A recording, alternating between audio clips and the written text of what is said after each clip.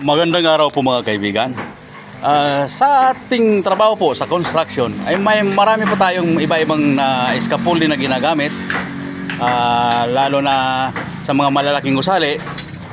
Ang kanila pong ginagamit ay yung mga GI pipes na 1 and 1/2. Ginagamitan po ng swivel clamp, ng fixed clamp, ng shoring jack at iba pa. Ang iba naman sa mga lugar na marami ang kahoy ay good lumber po ang kanilang ginagamit na pang scaffolding.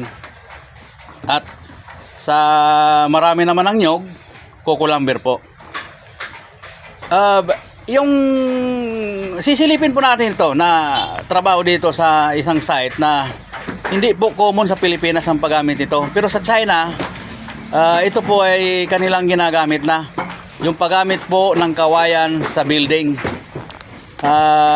Ito po ang ang foreman po sa project na ito. Sir, sino po bang pangalan natin? Bim. Siya po ang nakita kong gumamit ng scaffolding dito. Yung iba naman sa ligas, nakita ko yung bilog na kahoy. Masilip ko po ang site mo. Okay. Tingnan po natin ito. Ngayon po ay nagbabaklas na kasi sila. Medyo nahuli tayo. Ito po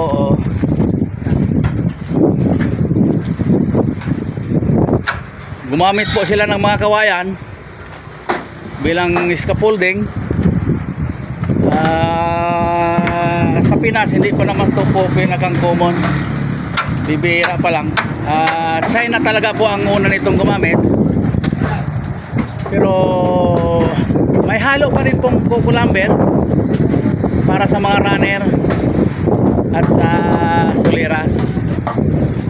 Pero yung pinanging scaffolding po ay kawayan. Po, sa mga nagtitipid dyan, kulang sa kahoy, mayaman naman sa kawayan,